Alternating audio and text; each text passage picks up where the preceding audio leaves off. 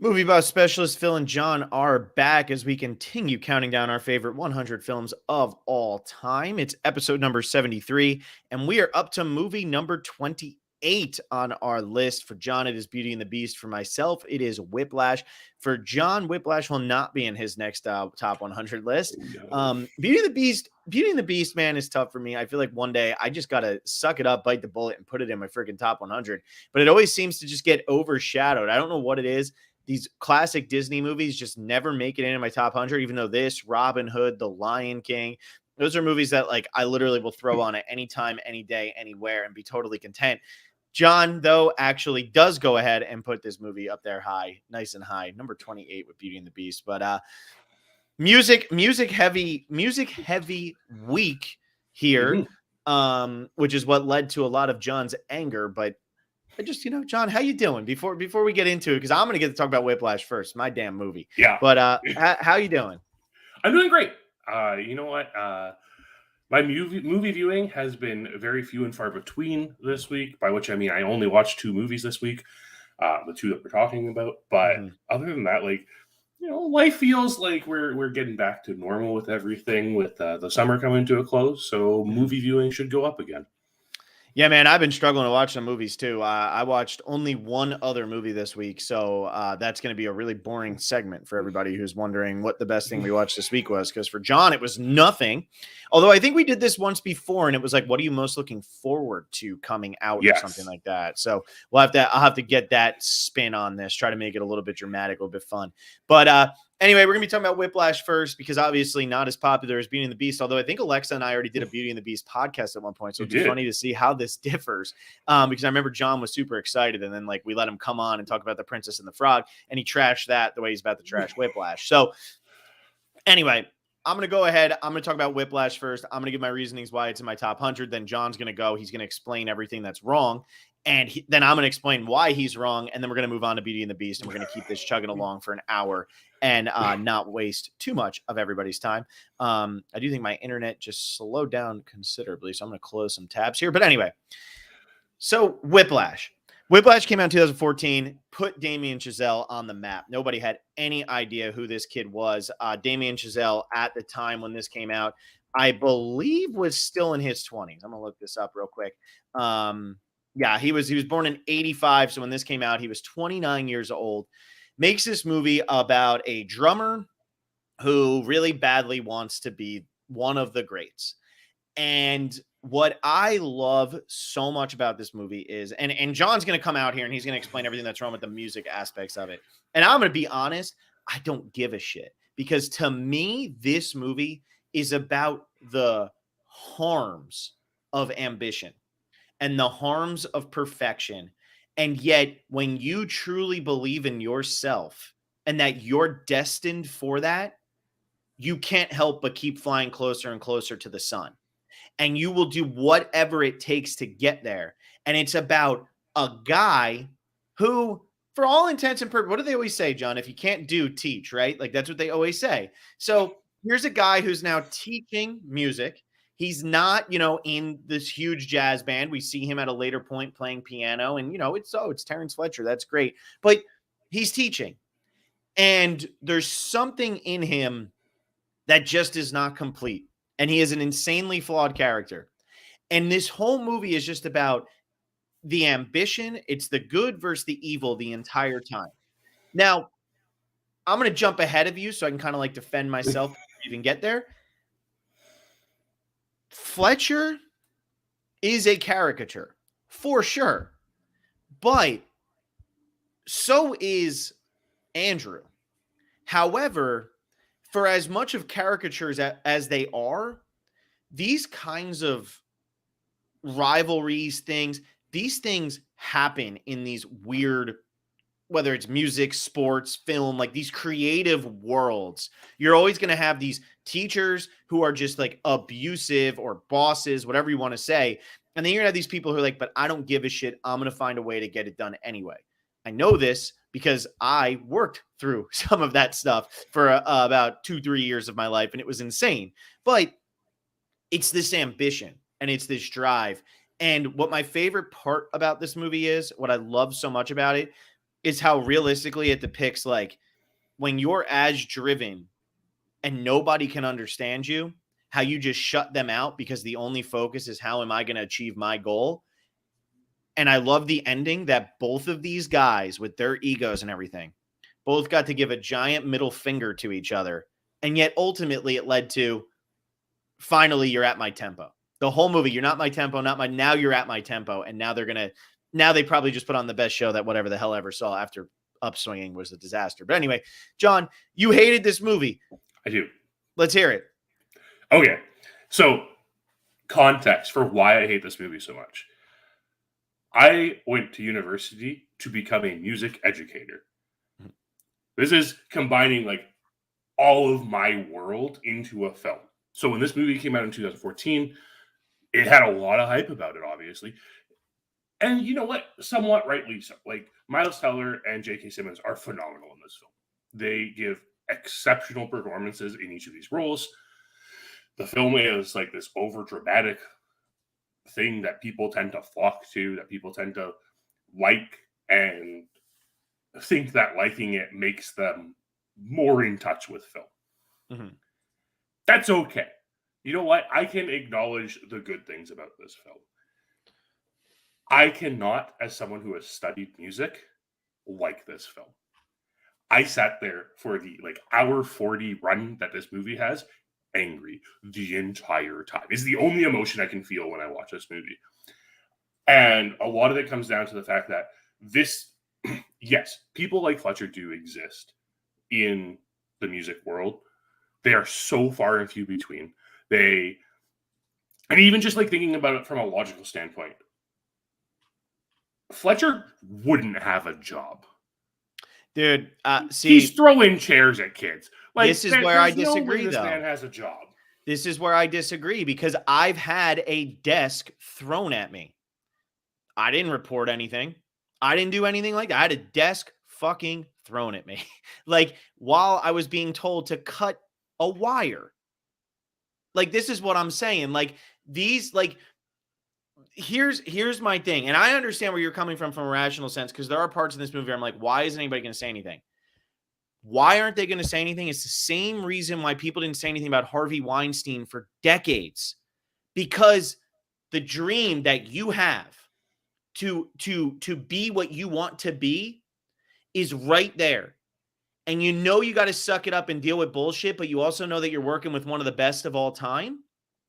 And so now you sit there and you say, okay, I'm going to put up with this so I can eventually achieve what my dream is.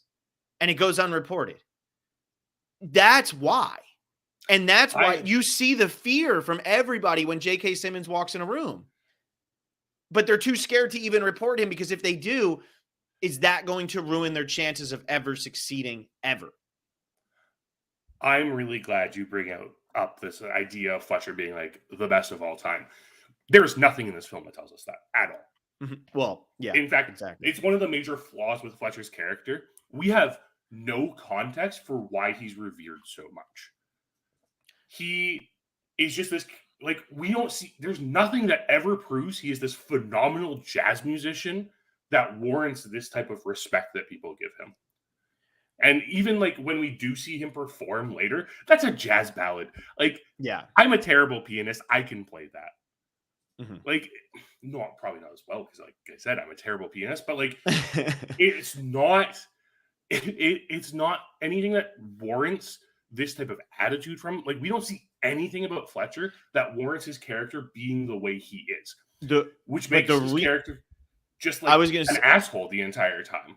But the reason why he is, not because of his skill, but because he gets people to the point in their career they want to be at, because they go on to win these competitions, and the people who are in his studio band end up getting into whatever it is, JVC or whatever they keep talking about.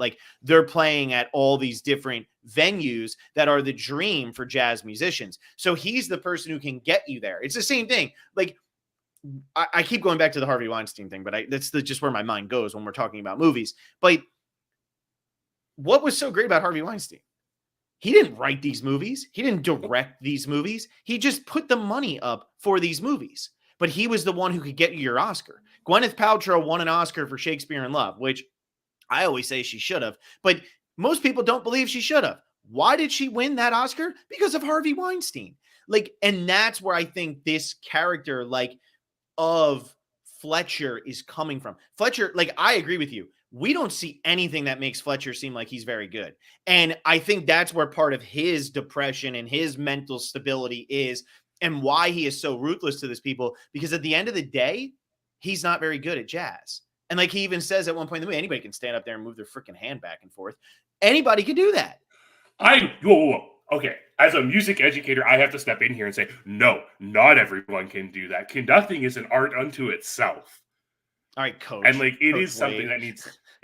What? I said, you're Coach Wade. I'm just kidding. Sure. Yeah. Sure, fine.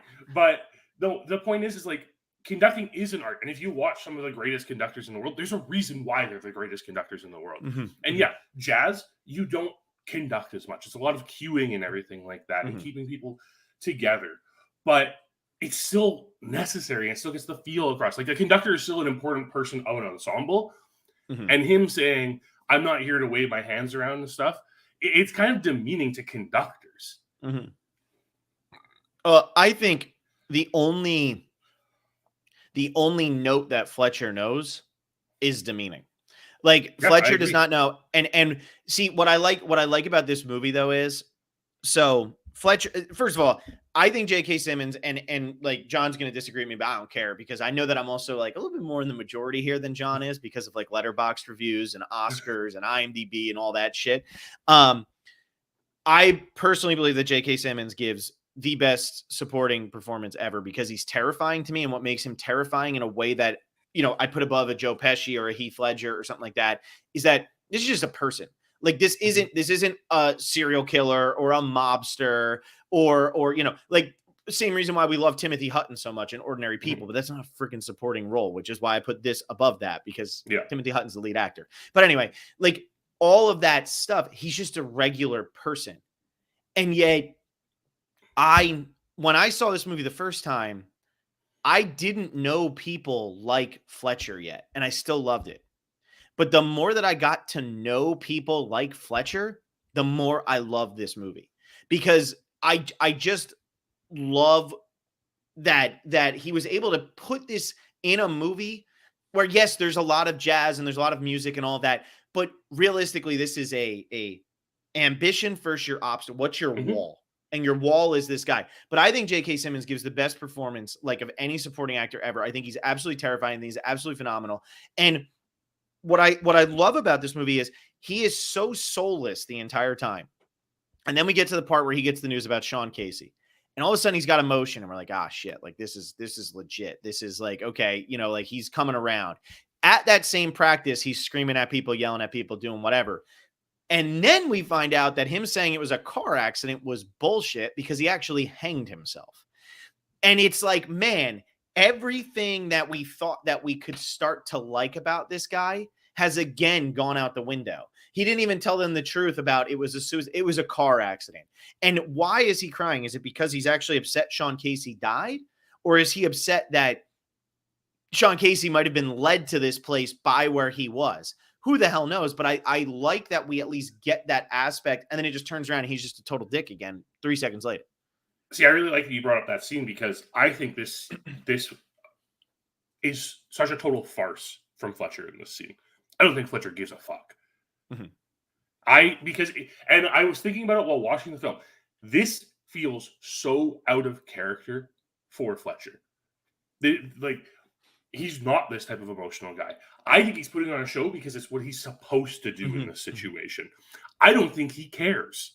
You might be right. And if you think about it, it's kind of like it's very reminiscent of the first time he's talking to Andrew in the hallway, where he's saying, you know, it's okay. Just try to hit the beat. You know, we'll just do this, you know, whatever. It's all good. And like Andrew, he's letting their guard down.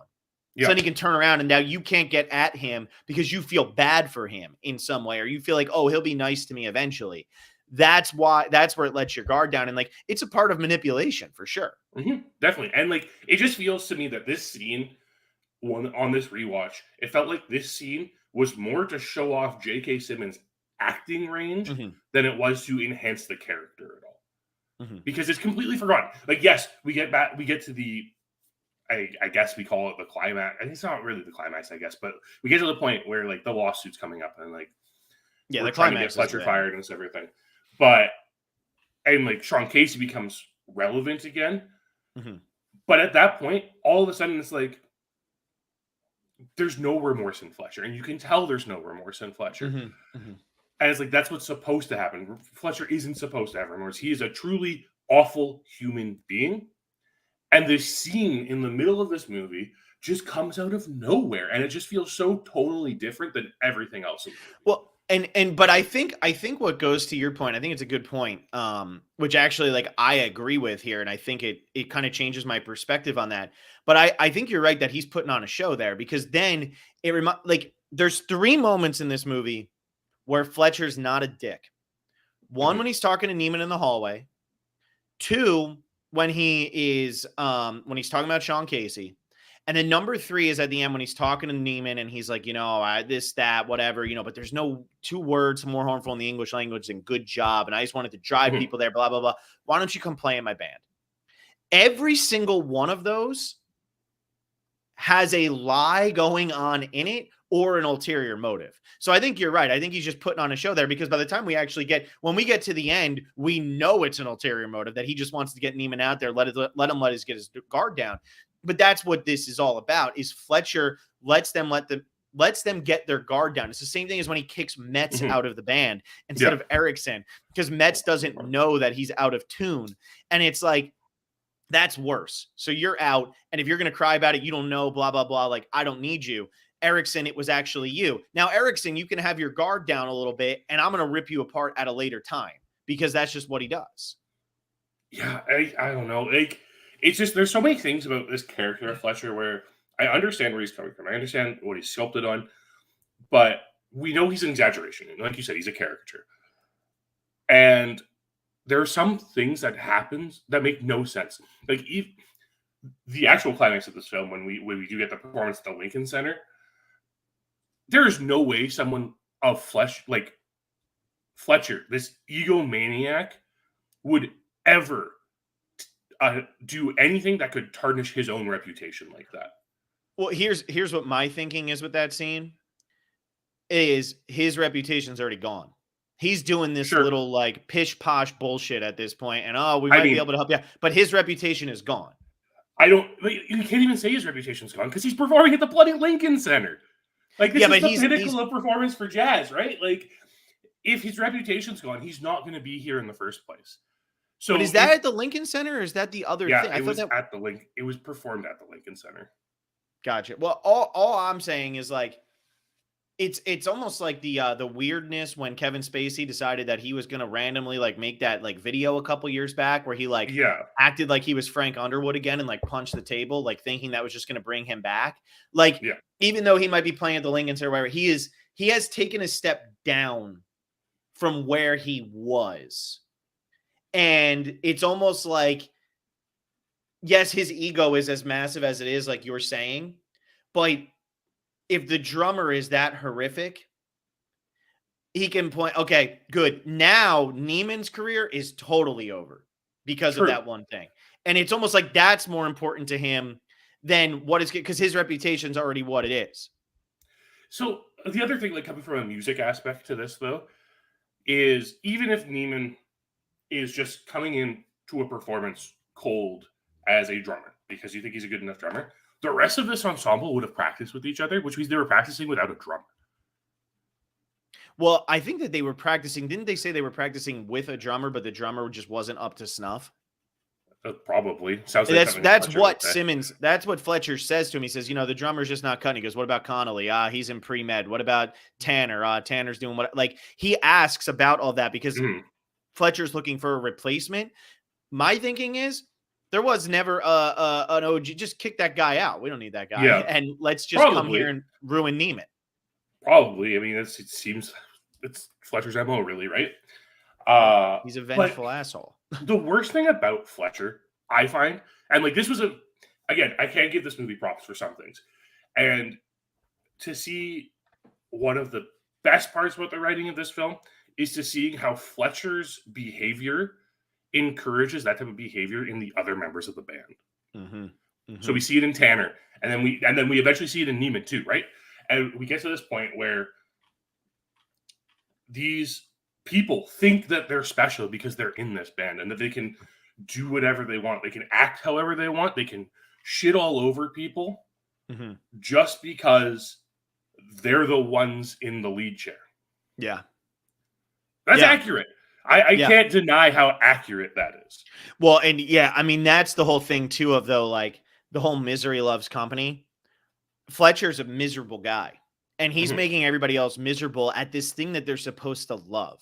Like that was always, I always say this, but like my least favorite part about working in film was that all the people who I worked for or like with in some way, not all of them, but most of them, they all just like hated working in film. And then they would do this and they would complain about how awful it was to work in film. And they wanted you to hate it just as much as they did. And that's why I just kept feeling like you're beaten down. And because Fletcher wasn't able to have this like super wonderful life as a jazz pianist or whatever he wanted to be, it's like nobody else is ever allowed to have that either.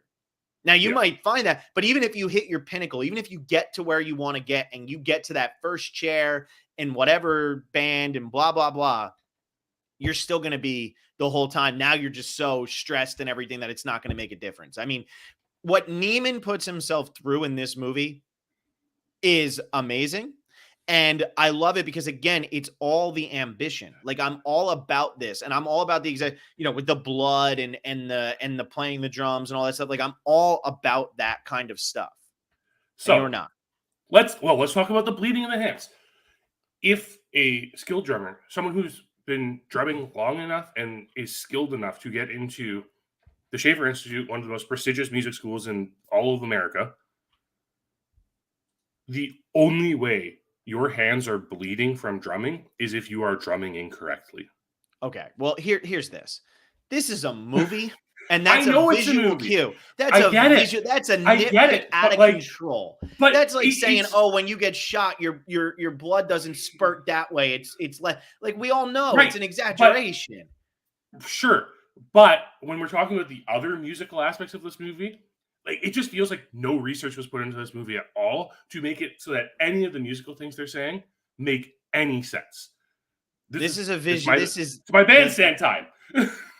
That is like the ultimate nitpick for that is literally just the point of this is to show the ambition. That would be the same thing. If I made a movie about a runner, I ran my whole life. I would make a movie about a guy with with Auschwitz slaughter and he'd have blisters on the bottom of his feet, plantar fasciitis, and he'd be trying to run through it all. And I'd be showing the blood and I'd be showing the blisters and peeling off the skin off your toes. But that doesn't mean it's happening. That's fine. But there are things in this movie that from a musician standpoint, I can't forgive. And it's like, there's the point where Neiman's watching like the home video of himself on a drum kit. And he says, look at my paradiddle. Doesn't play a paradiddle. And I think the biggest thing for me, though, is Fletcher brings out Caravan. And he says, we're going to play this at 3:30. They never play this piece at 3:30. Caravan's tempo marking is 104. So even at double time, 208. Nowhere close to 3:30. And like these are little things that if you do research into music, you can easily figure out. And it's something that I feel like should have been caught on the writing room floor. Right? But there is one thing that is even more egregious than all of this. During the first performance, as the band's performing, we get the close-up shot. We see Neiman drumming, and there's the lead trumpet player beside him playing trumpet. And you can clearly hear the trumpet in the piece they are playing. There is a wide-angle shot during the middle of this piece. Not a single trumpet player is playing. Yeah, I mean, I saw that. Then it cuts back. And it cuts back, and then the trumpet player's playing again. The sound never stopped. But and it's just like these little things, and it's like... That's an editing mistake. It is an editing mistake. But other movies have editing mistakes, John? Lots.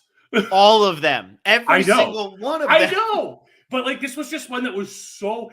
I never, when watching a movie for this podcast, see something and think, wait a minute, and rewind to make sure I saw that.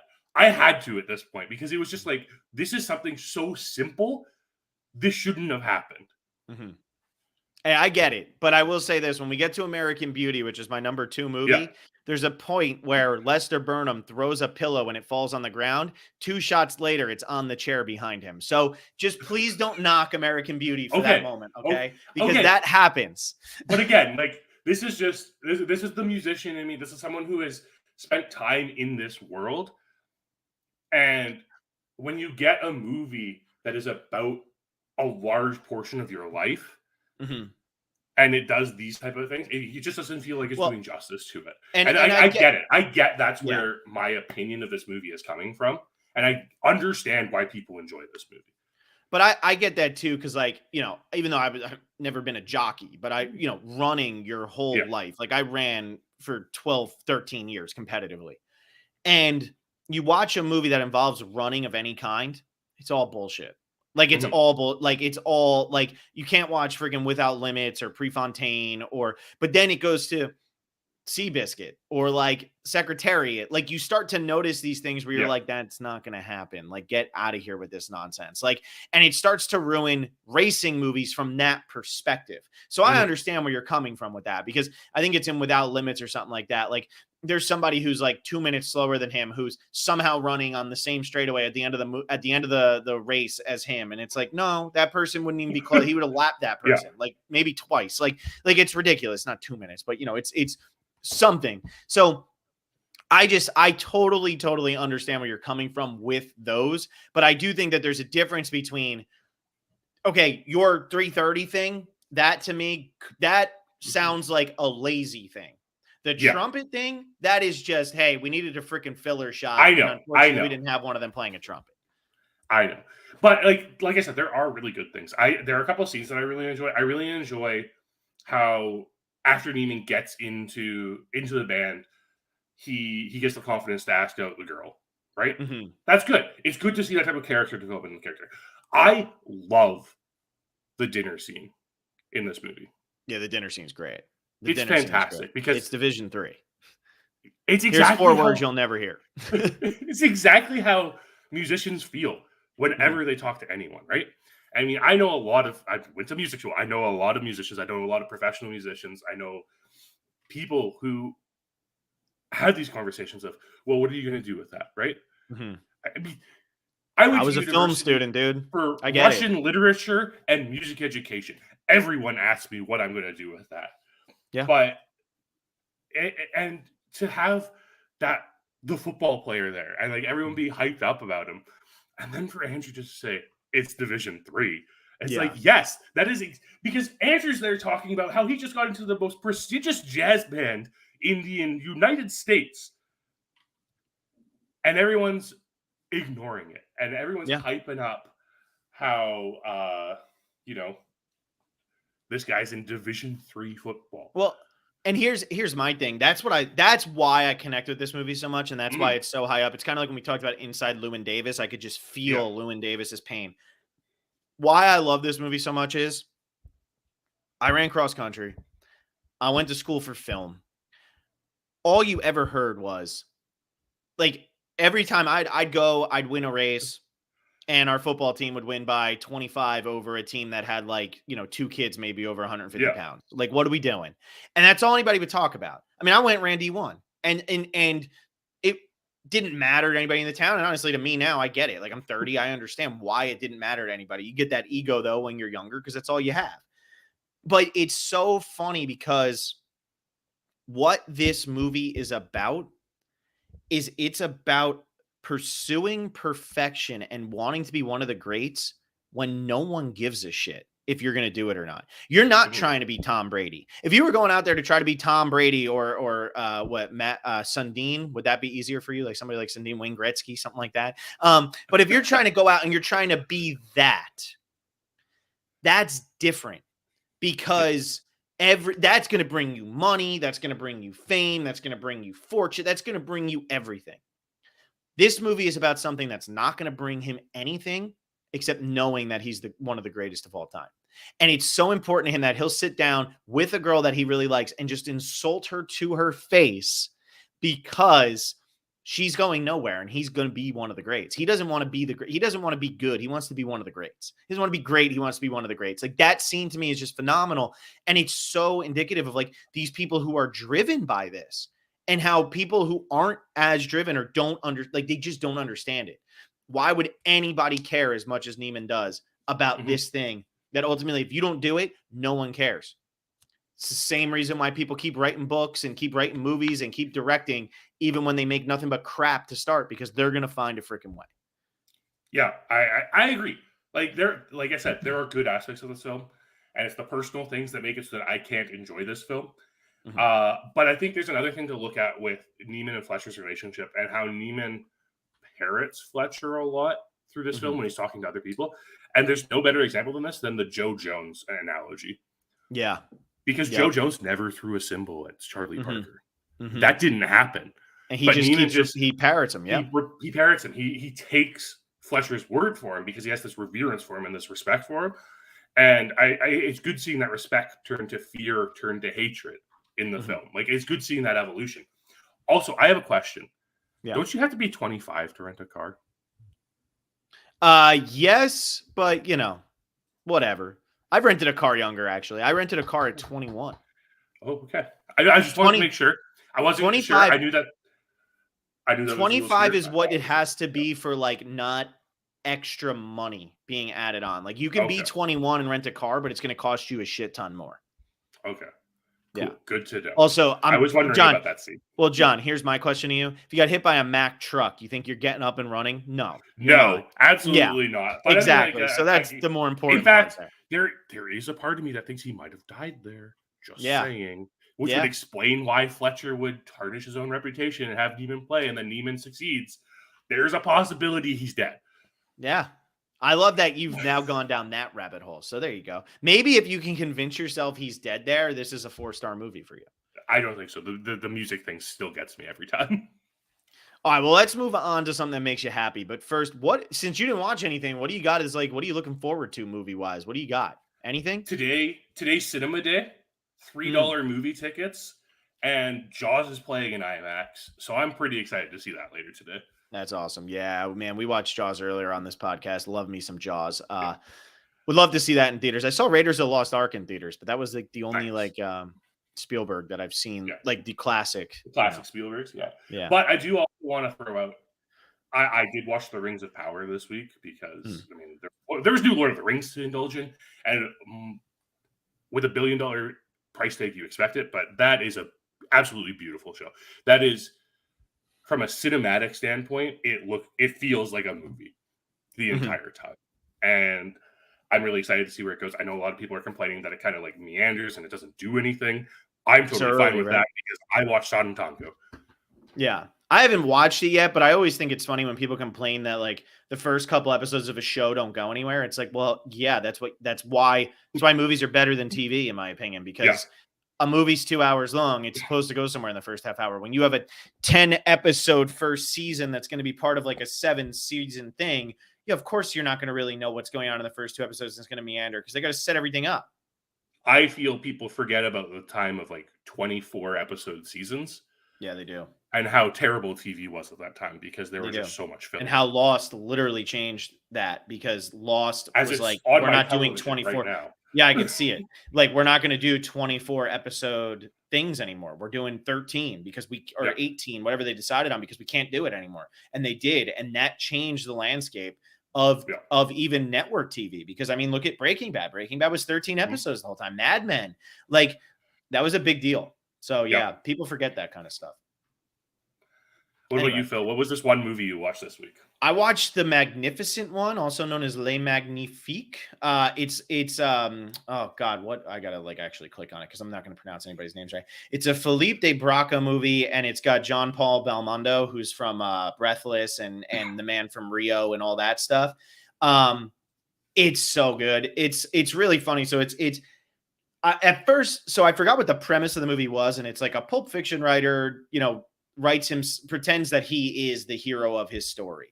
And I forgot that was the premise, because when I sat down and watched it, the first 15 minutes, they don't show you the writer at all. And it's ridiculous and it's amazing. And it's just this over the top action nonsense.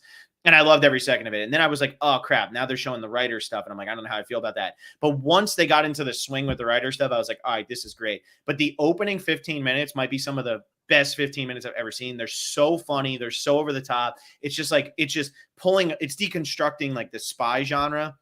Okay. And like it's just, you don't think it's going to get any more absurd, and it does. But to me, it's like, it does it better than like a Pink Panther way or something like that, because it's doing it in a way where you're like, you know what, this isn't that out of the realm for what James Bond would have been doing. But if you haven't seen this movie, it's a little bit harder to find, but check out The Man from Rio, or That Man from Rio, whatever it is. I don't actually know which one it is, but that's a good one. That's a little bit more serious, and it's a really entertaining movie. But yeah, anyway, that's what I got. Hi, John. We're talking about Beauty and the Beast. I've already done this on a podcast, so you go first. You have. I feel like I did too, because I was so up in the comment section for that podcast. But Beauty and the Beast is just on another level when it comes to the Disney classics for me. Just Disney in general for me. It's my highest rated Disney movie by a lot. And there's some personal connection to Beauty and the Beast. Beauty and the Beast was the first stage musical I was ever in, and since then I love it. If you look through my diary on Letterboxd, I have watched Beauty and the Beast more than any other movie since we've started this podcast. That's funny. I'm pretty sure I've watched it 6 or 7 times since we started this podcast. Gotcha. I love this movie. This is the movie where it's like, if I'm having a bad day, I'm going to watch Beauty and the Beast. If I just it doesn't matter. If I'm super happy, I'm going to watch Beauty and the Beast. Beauty and the Beast is just this movie to me that resembles this part of my childhood that I love very much. And as someone who's now more into film and analyzes film, it's such a beautiful film. The story, it's a story old as time. And every bit of it is just presented in a way where it's so engaging. The characters are phenomenal. The acting is phenomenal. Alan Menken's music, not just the songs he wrote, but also the score he produced, absolutely incredible. And the animation, for 1991, this animation was just above and beyond what anyone ever expected. The opening sequence with the stained glass telling the story, absolutely gorgeous. And then you get the ballroom and the bit of computer generated animation in there and everything. It's so good. It's no wonder this was the first animated film nominated for Best Picture. It's just incredible, top to bottom. There are so many things I can talk about in this movie about why I love it, but it's just overall, it just always makes me feel good whenever I watch Beauty and the Beast. Yeah, there's something, it's funny because when I was growing up, I remember being Lion King. Aladdin, for some reason, always gave me a headache. So I never, I associate Aladdin, the movie, with headaches. It's the weirdest thing in the world, but I literally do. Great Mouse Detective was one of my all-time favorites. I love the Goofy movie. Toy Story obviously came out when we were 3 years old. I like The Hunchback of Notre Dame, which, by the way, still the most underrated Disney movie of all time. And I have to throw that out there whenever I can, because people really do not understand how underrated that movie is. It is so freaking amazing. But anyway, but at the end of the day, it was Beauty and the Beast is a princess movie. That's a movie my sister's going to go watch and whatever, and Cinderella and all that. I would go with Robin Hood and whatever. I mean, we were all into the gender stereotypes. I loved my action movies and detective movies, and my sister loved her princess movies, although both of us really liked Robin Hood. So that was kind of one of our connections. There's a princess in Robin Hood. It's fine. There is, but it's not, it's not like the Cinderella Sleeping Beauty, Beauty and the Beast thing. So it's funny because as you're growing up, you watch these movies and then you hit a point where it's I'm not going to watch these anymore. I'm done with Disney animation. Now we all got lucky because we had Pixar. So we could go watch Pixar, and that made it feel like it was more mature. We're adults. We're watching Ratatouille. We're watching a rat learn to cook. So we're better than everybody. We don't need to go watch Beauty and the Beast. And I remember I went with a bunch of my friends to Disney for a whole week. And we went to Disney World for a whole week my sophomore year of college. And because we went in January, we went over winter break, we did everything. So, I mean, we literally would walk on Tower of Terror, walk off, get right back on, walk off, walk right back. Like we did it like 8 times in a row before there was a line that was 10 minutes long. And we said, okay, let's go somewhere else. Like it was that Yeah. ridiculous. So we went for a whole week. We were pounding through everything. We did all the mini golf courses. We did all the everything. And finally one night we said, let's just go to the movies and see something. But it was like, but we want to stay in the mindset of Disney. Yeah. So the only Disney movie that was playing, because like, you know, Disney will still play some of their movies even when they're not out or being re-released or whatever. The only one that was playing was Beauty and the Beast. And we were like, fine, we're going to go see Beauty and the Beast. And I remember like we got so judged on that trip because it was like 4 20-year-old dudes just at Disney, just the 4 of them. For some reason, that was weird in 2010 or 2011, 2012, whatever it is. Nowadays, that's not weird. Like nobody's questioning that. But back then, people were like, why are you guys here? I don't get it. Why aren't you there? Like blah, blah, blah. Like, okay, I go, what, Panama City Beach? Like, I don't need to do that. So we went and saw Beauty and the Beast. And I remember sitting there and being like, holy shit, this is better than I remember this movie being. And like, I'm sitting there and I'm like looking around and I'm like, all right, like it's an emotional movie. The music's fantastic. It makes you feel like a child, but then it's also got like those real themes and everything else going on in it.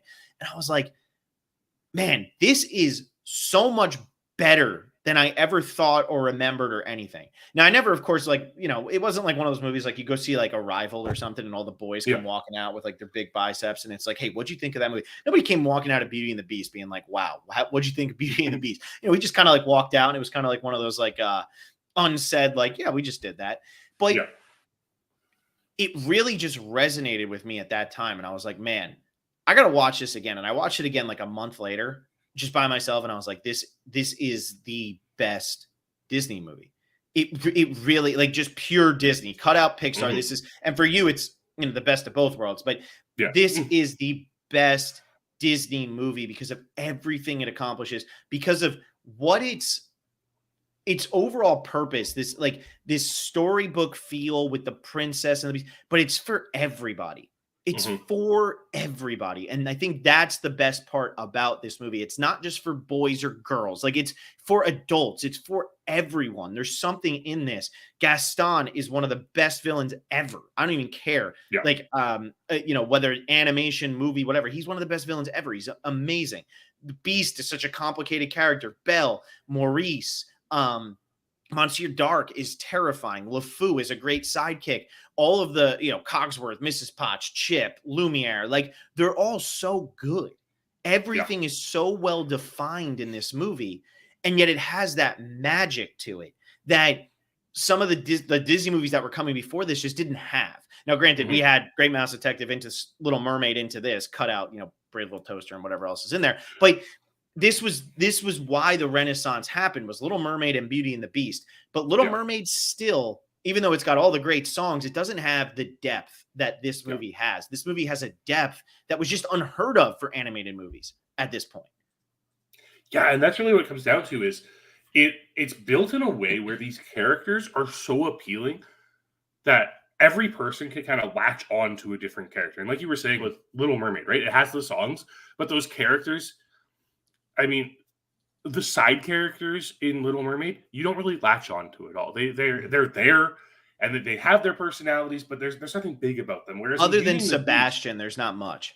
Yeah, and I mean, possibly a racial stereotype, but that's beyond the point. But Beauty and the Beast, on the other hand, you have this wide cast of characters. They're all so unique, and they all have their own special qualities to them that you can connect with. Like the straight and narrow kid that I was growing up always connected with Cogsworth. You know, Cogsworth was just a character that resonated with me. But I also like love Lumiere as this like total sleazebag guy, just like flirting with everything with or without legs. Yeah. And then you have Gaston, like you said, one of the absolute greatest Disney villains, or just villains in general, of all time. This is a character who is egotistical, is narcissistic, believes he deserves everything. He has women falling over for him. Doesn't matter. He just wants Belle.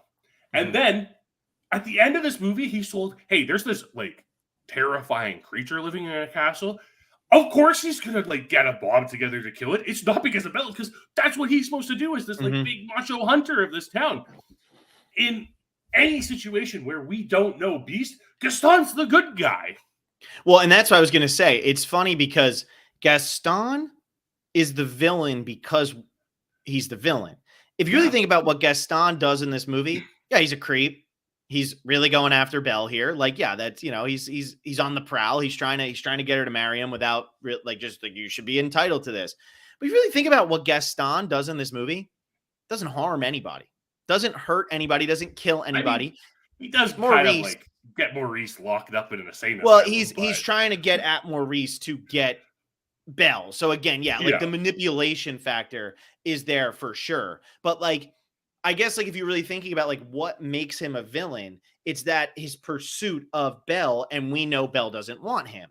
But when you think about other villains like Judge Frollo from Hunchback, which Scar from The Lion King, Ursula from The Little Mermaid, Ratigan from The Great Mouse Detective, Jafar from Aladdin. These are the movies that were coming out around this. Those are real legitimate villains that have no redeeming qualities. Whereas Gaston, realistically, if Belle never walked through that town, Gaston's actually the protector of the village. And most of the village does look at him as the protector. When he's going after Beast, like you said, if we don't know Beast, Gaston's not a bad guy. He's going to protect the village. It's the same thing as the Frankenstein monster when the mob is going after Frankenstein. Like, that's what it's all about. And I just think that that dynamic is so good. But the way that the character of Gaston is presented, just so down in the dumps because he can't get Belle. But now he's going to find a way.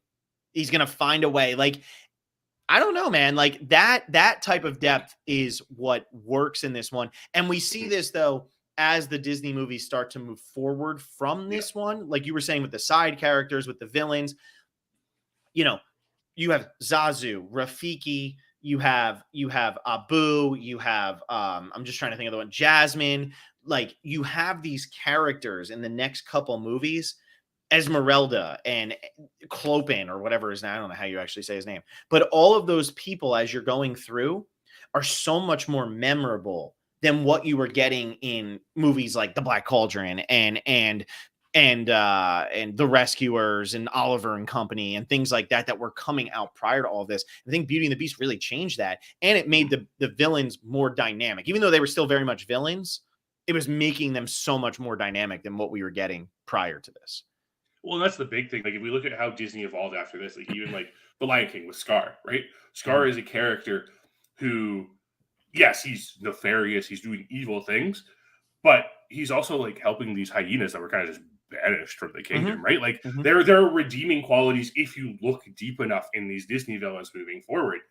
And yeah, it starts with Beauty and the Beast, and it starts with this simple tale, right? Like it's just this love story. And like, I mean, there are the people who will say, oh, it's Stockholm syndrome or whatever. But, and I mean, don't think about the timeline in this movie because it really doesn't work. Yeah. I spent a lot of time this week trying to figure out how long the time frame of this movie was. I can't do it. Sure. But you know what? It's okay. I am willing to have my suspension of disbelief for that because there is literally an enchanted castle with like singing cutlery. I'm okay. But it's the spectacle of the film. It's the way that these characters interact with each other. It's that hope. There is so much hope in this film outside of the love plot that it just draws you in. Well, what works with this one too is every character has something at stake in this movie based around the main storyline with the love plot. That's not the key. Like, if you think about like The Little Mermaid, it doesn't really matter if Ariel and Eric get together. Like, it really doesn't affect anybody except for Ariel, Eric, and Ursula. Like, the underwater, like, yeah, Ursula starts to bring people, I'm going to turn Triton into a guppy or whatever. Like, that type of stuff starts to happen, but they're not as much. Like, everybody in that castle was punished for the beast. And now they all have their chance of becoming unpunished. But the only way to become unpunished is for the beast to find success. So they're all being driven by this as well, which is good. Yeah. And I mean, punished by the beast. Let's talk about Prince Adam here for a second. Because Belle. You know his name. That's good. Yeah. because it's not actually mentioned at all. But I do know that. But also, based on context clues in this film, Lumiere in Be Our Guest states that they have been this way for 10 years. Mm-hmm. The curse states that Adam needs to find love before his 21st birthday. Mm-hmm. This enchantress put this curse on this castle because of an 11-year-old. Yeah, or 10. Arguably a 10-year-old. Arguably a 10-year-old. Brutal. Just brutal is all I'm saying.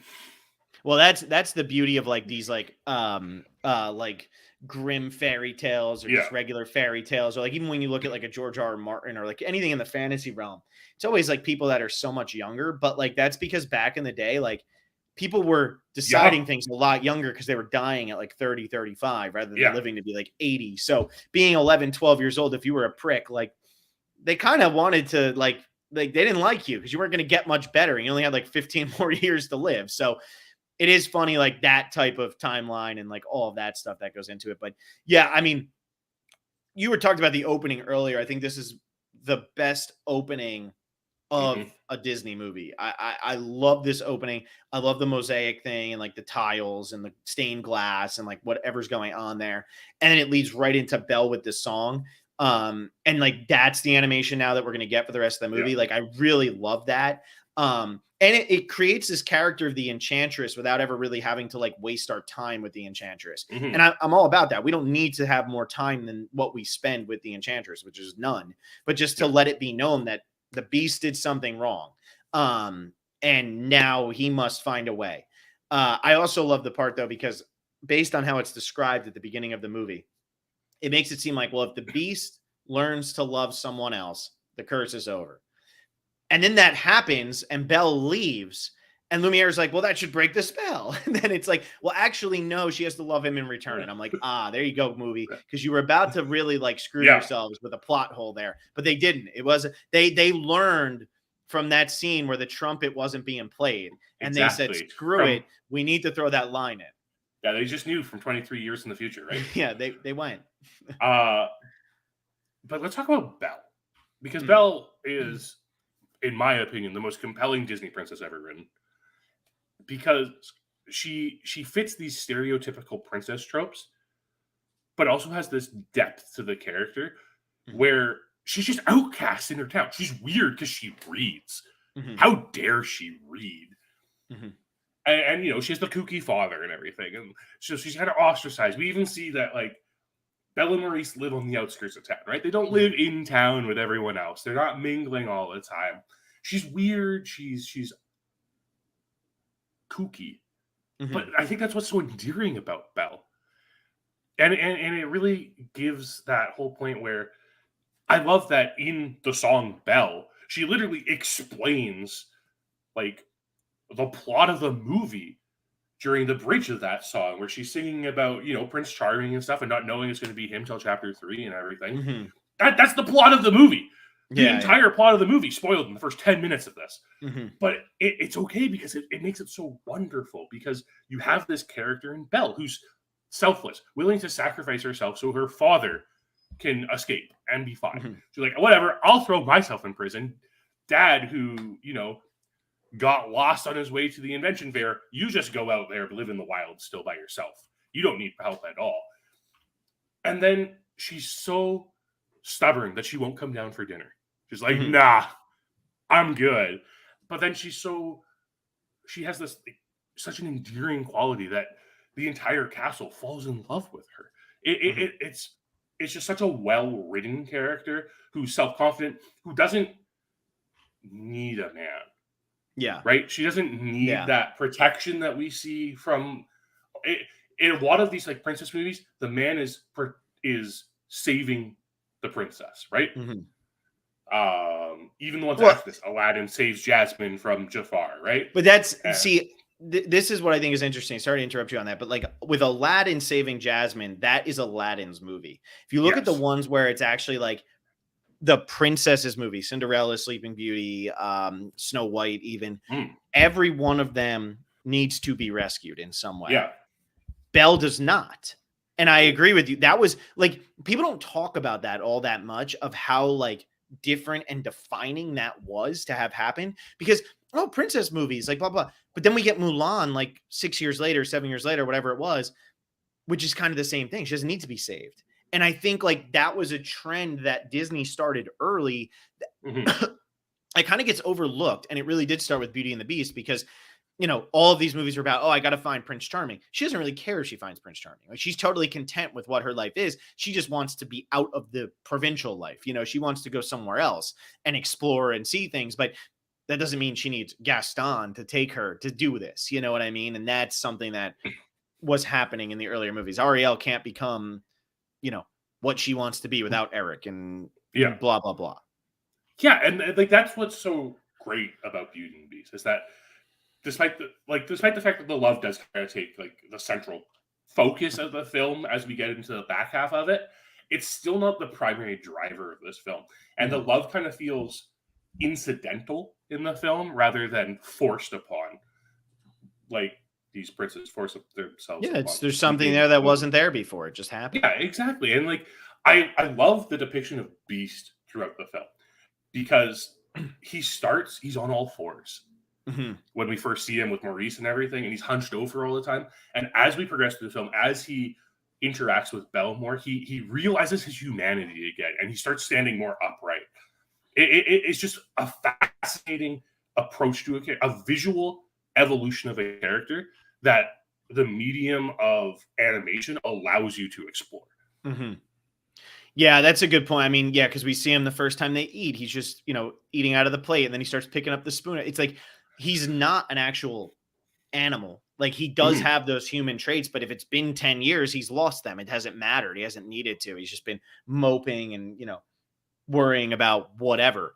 Yeah, I really like that as well, like with the Beast character, because it's something that a lot of the other movies don't really need to do, like, or don't have the ability to do. Like, there's so many layers to this one that you're just not getting in others. And I think a lot of that does come down to the fact that if you think about most of the princess movies, there's the main protagonist, there is the man who saves them, and the villains are the wicked stepmother, the stepsisters. Like, it's some sort of woman.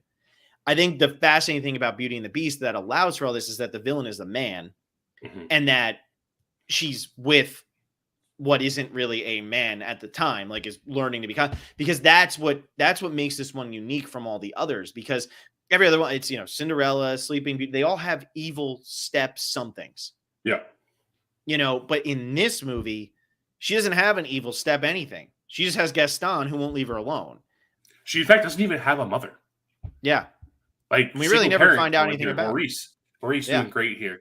And yeah, I mean, Gaston just symbolizes so much more of a villain than like this evil stepmother character does in these other princess movies. Gaston essentially is a symbol for misogyny in society. Yeah. Oh my God. The line where he's looking at that. How can you read this without pictures? Women are going to get ideas, and then they're going to start.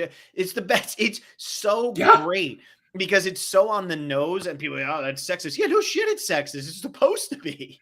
It's even better when you remember there are pictures in that book. There are pictures in that book. We saw them. Yeah. Yep. It's one of the things, like, I've seen 3 different productions of the stage play of Beauty and the Beast, and if you haven't had an opportunity to watch like the Broadway stage performance of Beauty and the Beast, take an opportunity to do so. The additions Alan Menken adds to it, because it flushes it out, right? Like, this movie's like what, an hour and 20 minutes, 5, yeah, something like that. So like the stage play is like 2.5 hours. There are additions to it that like build on it. The songs, Gaston's song in the stage play is one of the funniest Broadway pieces you'll ever hear. It's him as he's going to propose to Belle and ask her to marry him, and it's just him singing about himself. It's fantastic. It's wonderful. We get a lot of lines from it in the movie still, but like it adds more to it. I love this. I love this movie. I love everything about Beauty and the Beast. Disney's Beauty and the Beast is just this absolutely phenomenal masterpiece that came out I feel connected to it because it was my first stage play or my first musical I was in. I feel connected to it because it came out the year I was born. Mhm. It's everything. Even like thinking back on it, I didn't realize how much I liked Beauty and the Beast. And this was like one of the only Disney movies I owned on VHS as a kid. Like, it's always been there. There was a moment in the last year and a half that we've been doing this podcast. I watched Beauty and the Beast, and I was like, I'm going to watch Beauty and the Beast again.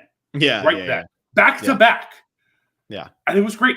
I just love this movie so much. Just put you in a good mood. Yeah, it does.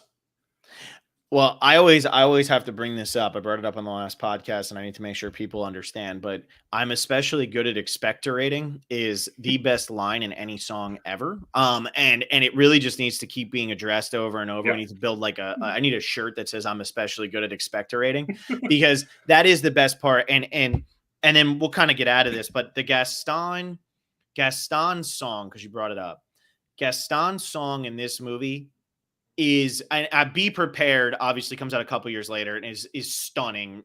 Yeah. Absolutely ridiculous. Hard to not say that's the defining one, but that's more because of like the Nazi symbolism and all of the stuff that was going on with that. This song, which is just a guy in a bar who's really upset because this girl hurt his feelings and he's got such an ego. And the way that LeFou plays him and gets him, okay, we got to get him back up because that's the only way we're ever going to get out of this. Like, best sidekick in history. And how Gaston starts to feel himself. And the song at the beginning is, nobody does this like Gaston. Nobody does this like Gaston. And then finally he just gets up out of the chair and he just says, I am. And it's so incredible. It's one of my favorite musical scenes in a movie. I think it's a fascinating moment. And I love it. I just love it. Yeah. And I love Monsieur Dark. Like Monsieur Dark, a great character. Yeah, I love the fact that he is he's voiced by who he is. Because as a Canadian kid, like I grew up with the TV show Reboot. I don't know if you know that one, Phil. No idea what that is. So it's the first fully CGI television show. Okay, and it's about these people who live inside a computer, and the villain in that is Megabyte, and he's voiced by the same actor who plays Monsieur Dark. Okay, and it's just so terrifying when you know that. And like, if it hits me again in that childhood where it's like, ooh, because his voice is just so terrifying. Yeah, it's a great, the voice actor on that is fantastic. And Monsieur Dark is like a character that's really not in that much of the movie, is a really solid, small character in this movie. But I think that speaks to the point where we were talking about where all the characters in this movie just matter. Yep. And that's something that you don't really see a lot in animation, or they just try too hard to make the character like, oh, it's quirky because it's whatever. It's this kind of fish or this kind of animal. Like it's a cricket. Look, it's a cricket. Like it's a cricket. It's a lucky cricket. Like it's things like that they don't really have a personality. But all right, John. Well, love Beauty and the Beast. Could talk about Beauty and the Beast for hours, but I got to go home. So anyway, thank you all for listening. Next week, we're jumping into number 27, which is going to be The Witch from 2015 for John and Magnolia from 1999 for me. If you haven't seen Magnolia before, it comes with it's depressing warning. And it's depressing. I'm curious to see what John will think about the music moment in that one, which you've never seen Magnolia, right? I haven't. It's one of those PTA there's windows or missing blocks in my PTA experience. Well, good. I'm curious to see what you'll think about the Wise Up scene when that comes, because I'm sure that based on your trumpet theory today, I'm very curious what that'll be like. But keep an eye out for when we're going to be podcasting about that, episode number 27. If you are a Survivor fan, I did do the cast assessment for season 43, which I just did last week. So keep an eye out. Me and Alexa will be coming back on Wednesday night to podcast about I think we're doing our prop bet game, so that'll be coming up on September 7th. So we're in a season for Survivor, which hopefully will get some more people listening to this podcast, and we'll get things moving along. But John, thanks as always, and we'll be back at some point next week. We haven't decided on a date yet, but we'll figure it out, and we'll talk to you all later.